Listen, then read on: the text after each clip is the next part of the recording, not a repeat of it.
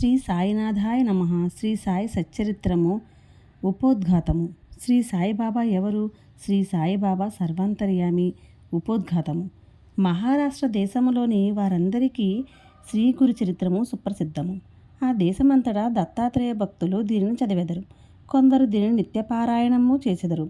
దీనిని రచించిన వారు సరస్వతి గంగాధరుడు. ఇందులో శ్రీపాద శ్రీవల్లభస్వామి యొక్కయు శ్రీ నరసింహ సరస్వతి స్వామి యొక్కయు లీలలను విచిత్ర చర్యలను వర్ణింపబడి ఉన్నవి. వీరిద్దరూ దత్తాత్రేయుని ముఖ్యావతారములు. ప్రముఖ మరాఠీ గ్రంథకర్తయకు శ్రీ ఎల్ఆర్ పాంగార్కర్ అభిప్రాయం ప్రకారము ఈ రెండు అవతారములు 14-15 శతాబ్దములలో వెలిసాను. దత్తాత్రేయుని తదుపరి అవతారములు కూడా గలవు. ఇందులో ముఖ్యమైనవి నైజాం ఇలాకాలో శ్రీ మాణిక్య ప్రభువును, షోలాపూర్ జిల్లాలో శ్రీ అక్కల్ కోటకర్ మహారాజు గారు, తొట్టదకు అహ్మదునగర్ జిల్లాలోని షిరిడీలో శ్రీ సాయిబాబాయును. బాబా 1918 సంవత్సరంలో మహాసమాధి చెందిరి. శ్రీ అక్కల్ కోటకల్ మహారాజు అవతార పరంపరయే శ్రీ సాయిబాబాయ్ అని కొందరి భక్తుల నమ్మకము.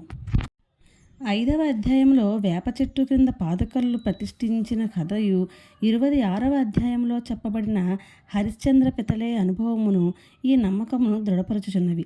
పైన వివరించిన రెండు అవతారములు విచిత్ర లీలలను శ్రీ గురుచరిత్రమును గ్రంథమందు 53 అధ్యాయములలో సరస్వతి గంగాధరుడిట్లు వర్ణించును. అటులనే శ్రీ గోవింద రఘునాథ్ ఉరఫ్ అన్నా సాహెబ్ దాబోల్కర్ హేమాడ్పంత్ అను వారు శ్రీ సాయి లీలలను 53 అధ్యాయముల్లో ఈ శ్రీ సాయి సచ్చరిత్రమును గ్రంథమును వర్ణించి ఉన్నారు.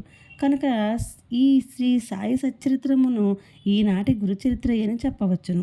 పై చరిత్రలను గూర్చి ఈ దిగువ అంశములు గమనార్హములు. శ్రీ గురుచరిత్రమును వ్రాసిన వారు కన్నడము వారు కాబట్టి వారికి మరాఠీ భాష బాగుగా తెలియకుండును. అయినప్పటికీ వారి ఇష్టదైవము యొక్క ఆశీర్వాదం వల్లను మరాఠీ భాషలో ప్రసిద్ధికెక్కిన గొప్ప గ్రంథమును వారు వ్రాయగలిగిరి. శ్రీ సాయి సచ్చరిత్రం యొక్క గ్రంథకర్త సుప్రసిద్ధ మరాఠీ వారు మహారాష్ట్ర దేశములోని అనేక యోగుల చరిత్రలను చదివి ఉన్నారు. ప్రసిద్ధి చెందిన ఏకనాథ భాగవతమును వారి నిత్యపారాయణ గ్రంథము. శ్రీ సాయి సచ్చరిత్రమును జాగ్రత్తగా చదివినచో ఏకనాథ భాగవతంలోని పెక్కు విషయములు శ్రీ సాయి చరిత్రలో పొందుపరచబడి ఉండుట చూడగలరు. శ్రీ గురుచరిత్రము ముఖ్యముగా కర్మకాండపై ఆధారపడి ఉండుటచే దానిని బోధపరుచుకొనుట బహు కష్టము. దానిని ఆచరణలో పెట్టడం మరింత కష్టము. దత్తాత్రేయుని ముఖ్య శిష్యులు కూడా దానిని ఆచరణలో పెట్టలేకున్నారు. శ్రీ సాయి సచ్చరిత్ర విషయం అట్టిది కాదు. అందులోని విషయములు తేటతెల్లములు, మిక్కిలి సామాన్యమైనవి. ఇందులో చెప్పిన వారిని అందరూ సులభముగా గ్రహించి ఆచరణలో పెట్టగలరు. శ్రీ గురుచరిత్రలో వర్ణించిన విషయములు అవి జరిగిపోయిన 100 ఏండ్లకు వ్రాయబడిను. కానీ శ్రీ సాయి సచ్చరిత్రంలోని కొన్ని లీలలను రచయిత స్వయముగా చూచెను. శ్రీ సాయిబాబా యొక్క అనుమతి పొంది వారి ఆశీర్వాదంతో ఈ గ్రంథమును ప్రారంభించారు. వారి ఆజ్ఞానుసారము అక్కడక్కడ ముఖ్యమైన విషయములు లీలలు టూకీగా వ్రాసి ఉంచెను. 1918 సంవత్సరంలో సాయిబాబా సమాధి చెందిన తరువాత శ్రీ సాయి లీలా మాసపత్రికలో శ్రీ సాయి చరిత్రమును కొంచెముగా ప్రకటించాను.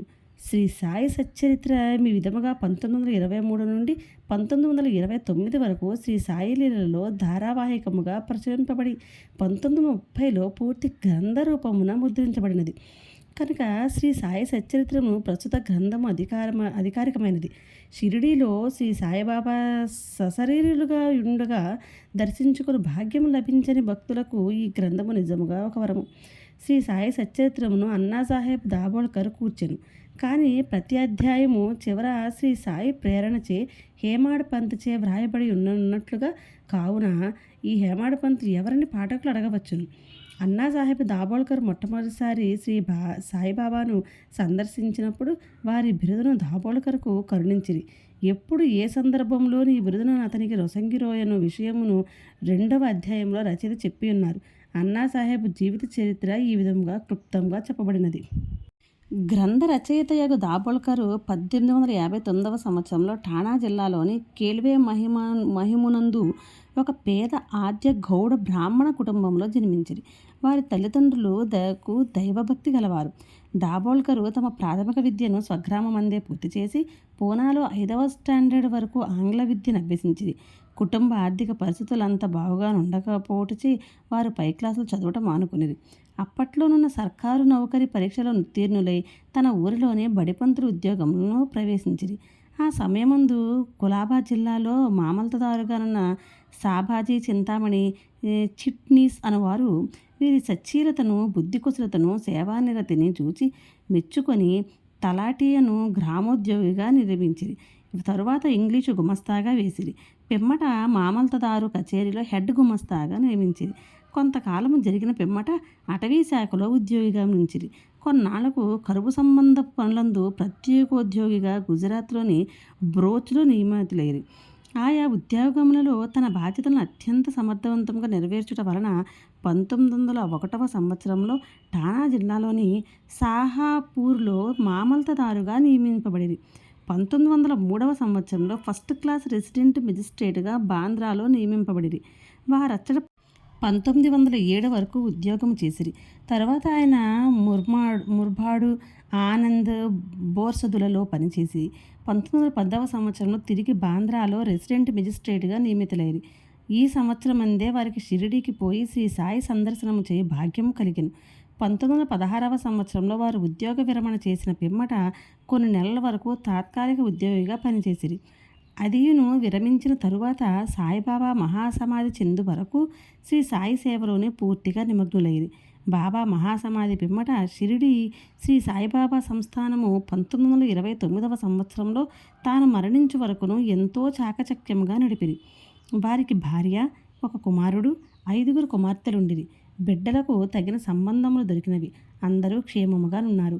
శ్రీ సాయిబాబా ఎవరు, సాయిబాబా ఎవరు అన్న ప్రశ్నకు 3 విధములుగా సమాధానము చెప్పవచ్చు.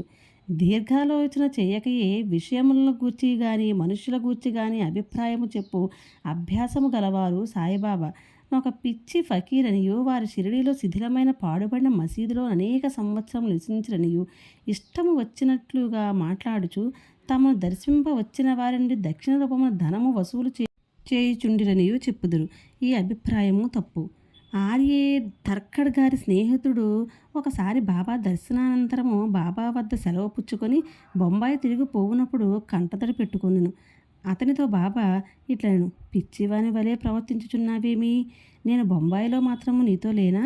దానికి తర్కడ్ గారి మిత్రుడు ఇట్లు జవాబిచ్చాను, నాకు ఆ విషయం తెలియదు. ఎందుకనగా మీరు బొంబాయిలో నాతో ఉన్నట్లు నాకు అనుభవం లేదు కదా. అందులకు బాబా ఇట్లనెను, ఎవరైతే బాబా షిరిడిలో మాత్రమే ఉన్నాడని అనుకుందరో వారు బాబాను నిజంగా గ్రహించలేదని తెలుసుకో. కొందరు సాయిబాబాను మహాసిద్ధ పురుషుడనిది. మహమ్మదీయులు బాబాను తమ పేరులలో నొకనిగా భావించిరి. హిందువులు బాబాను తన మహాత్ములలో నొకనిగా గ్రహించితిరి. ప్రతి సంవత్సరము షిరిడిలో జరిగే ఉత్సవములు నిర్వాహకులు తన ప్రకటనలో బాబాను సంత చూడామణిగా పేర్కొనెదరు. ఈ అభిప్రాయము కూడా సరైనది కాదు. శ్రీ సాయిబాబాను సన్నిహితముగాను వాస్తవముగాను సేవించిన వారు మాత్రము బాబాను భగవదవతారముగా నిప్పటికి భావించుచున్నారు. దీనికి దిగువ కొన్ని దృష్టాంతములు నిచ్చెదను. శ్రీ సాయిబాబా సర్వాంతర్యామి. బివి నరసింహస్వామి గారు రచించిన బాబా సూత్రములు పలుకులు అన్న గ్రంథమునకు పీఠికలో ఇండోరు హైకోర్టు జడ్జి గారు ఎంబి రేగే గారు ఇట్లు వ్రాసి ఉన్నారు. బాబా సశరీరులుగా ఉన్నప్పుడు వారొక రూపుదాల్చిన భగవత్ స్వరూపముగా తమ భక్తులను బాసిల్లుతూ తమ లీలా ప్రబోధాల ద్వారా సాధకుల మార్గములను ప్రకాశింపచేయుచుండెడివారు. వారి నశ్వరమైన దేహము మాయమైపోయినది కానీ దానిలో అప్పుడుండిన బాబా మాత్రము ఇప్పటికీ అనంత శక్తి వలె నిలిచి వారు సమాధి చెందకముందు భక్తులకు తోడ్పడినట్లే ఇప్పటికీ వారిని ఆశ్రయించు అసంఖ్యాక భక్తులకు నిశ్శబ్దముగా సహాయపడుచున్నారు. శ్రీ బివి నరసింహస్వామి వారు రచించిన భక్తుల అనుభవములు అను పుస్తకములోని మొదటి పేజీలో ఉత్తర భారతదేశంలోనున్న ఒక హైకోర్టు జడ్జి గారిట్లు వ్రాసి ఉన్నారు. నేను సాయిబాబాను సృష్టి స్థితి లయ కారకుడిగా భావించదను. 1918వ సంవత్సరంలో వారు సమాధి చెందక ముందు నేనట్లు భావించితిని. ఇప్పటికీ నేను అట్లే భావించుచున్నాను. నాకు మాత్రము వారు సమాధి చెందినట్లు లేదు. నా దృష్టిలో వారు అన్ని పరిమితులకు అతీతులు. వారు మా మధ్య ఉన్నప్పుడు వారి మానవ శరీరము మా కనుల ముందు సంచరించుచుండెను. ఒక్కొక్కప్పుడది మా దృష్టిని విశేషంగా ఆకర్షించుచుండేది. కానీ ఎక్కువ భాగము మా ఎరుకలో నిలిచినది మాత్రము వారి అనంత తత్వమే. శాశ్వతము అశాశ్వతముల అద్భుత సమ్మేళన రూపమైన యొక్క మానసిక ప్రతిబింబము వలె వారు మాకు భాషించేవారు. అశాశ్వతమైన తమ మానవ దేహము ఒక్కొక్కప్పుడు మా ముందర తళుక్కుమని మెరిపించేవారు. ఇప్పుడు అశాశ్వతమైన ఆ దేహము మాయమై సాయిబాబా అను శాశ్వతమైన అనంత శక్తి మాత్రము నిలిచియున్నది. బివి నరసింహస్వామి గారిచే రచింపబడిన భక్తుల అనుభవములు అను గ్రంథములో 19-20 పుటలలో ఆచార్య జీజీ నార్కే ఇట్లు చెప్పియున్నారు. ఇంటి వద్ద నిత్యము పూజించు గృహదేవతల మధ్య సాయిబాబా నొకరిగా నుంచి తిని. సాయిబాబా భగవంతుడు. ఆయన సామాన్య సత్పురుషుడు కాదు. మా మామగారకు శ్రీమాన్ బూటి, నా భార్య, నా తల్లి గొప్ప సాయి భక్తులు. వారు సాయిబాబాను భగవంతుని వలె పూజించువారు. నేను కొత్తగా షిరిడీకి పోయినప్పుడు ఒకనాడు హారతి సమయంలో సాయిబాబా మిక్కిలి కోపోద్దీప్తుడై ఉండెను. అకారణముగా వారు కోపించుచు శపించుచు భయపెట్టుచుండిరి. ఆయన పిచ్చివాడ ఏమన సంశయములు నా మనస్సులో మెదిలెను. మామూలుగానే హారతి పూర్తి అయ్యను. ఆనాటి సాయంకాలము నేను బాబా పాదములను ఒత్తుచుంటిని. అప్పుడు బాబా ప్రేమగా నా తలను నిమురుచు, నేను పిచ్చివాడను కాను అనెను. ఎంత ఆశ్చర్యము! నా హృదయగత భావమును గ్రహించుచున్నారు. వారికి తెలియకుండా మనము ఏ రహస్యమును దాచజాలము. వారు అంతర్యామి, నా ఆత్మ యొక్క అంతర్యామి. వారి అంతర్యామిత్వమును గూర్చి నాకు అనేక నిదర్శనములు కలిగెను. వారు నాతో మాట్లాడినప్పుడు నా హృదయంలో కూర్చుని మాట్లాడువాని వలె మాట్లాడువారు. నా హృదయంలో గల ఆలోచనలను కోరికలను గ్రహించుచుండెడివారు. వారు నాలో నున్న భగవంతుడు, వారే భగవంతుడని నిశ్చయించుటలో నాకెట్టి సంకోచము లేకుండెను. ఒక్కొక్కప్పుడు వారిని నేను పరీక్షించుచుంటిని. ప్రతి పరీక్షలో వారు సర్వజ్ఞులనియు వారి ఇచ్ఛానుసారము సర్వమును నడిపించదరనియు నేను నమ్మకం కలుగుచుండెను. రావు బహదూర్ ఎండబ్ల్యూ ప్రధాన్ వ్రాసిన షిరిడీ సాయిబాబా అను గ్రంథమునకు ఉపోద్ఘాతములో గౌరవనీయులు అమరావతిలో ప్రసిద్ధికెక్కిన వకీలును నాకు దాదాసాహెబ్ కాపర్డే ఇట్లు చెప్పియున్నారు. శ్రీ సాయిబాబా ప్రతి వారి అంతరంగమందు మెదలు ఆలోచనలన్నీ తెలిసిన వాని వలె ఉండి వారి కోరికలు తీర్చుచు సంతోషములు కలుగజేయుచుండెడివారు. ఆయన భూమిపై నడయాడు దైవమనే భావము కలుగుచుండెను. దాసగణ మహారాజు తమ స్థవన మంజరియను స్తోత్రమునందు సాయిబాబాను జగత్తు యొక్క సృష్టికర్తగాను నిర్మలమైన అంతరాత్మగాను నిత్య శాంతమూర్తిగాను వర్ణించియున్నారు. హేమాడు పంతు శ్రీ సాయి సచ్చరిత్రము యొక్క మొదటి అధ్యాయంలో సాయిబాబాను గోధుమలు విసురుచుండిన యొక్క వింత యోగిగా వర్ణించెను. కానీ రాను రాను బాబాతో సంబంధము పెరిగిన కొలది బాబాను భగవంతుడనియు సాక్షాత్ పరబ్రహ్మ స్వరూపుడనియు చెప్పియున్నారు. షిరిడీ భక్తులందరూ ముఖ్యముగా మాధవరావు దేశపాండే ఉరఫ్ శ్యామాయన వారు బాబాకు మిక్కిలి భక్తులు. వచ్చిన భక్తులందరితో కలిసి మెలిసి తిరుగుతాడు.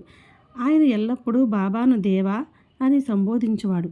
ఈ భక్తులందరి అభిప్రాయములను అవతరించి వారు చెప్పిన దానిలోని యథార్థమును గ్రహించి శ్రీ సాయి అవతార పురుషుడని భావించదముగాక.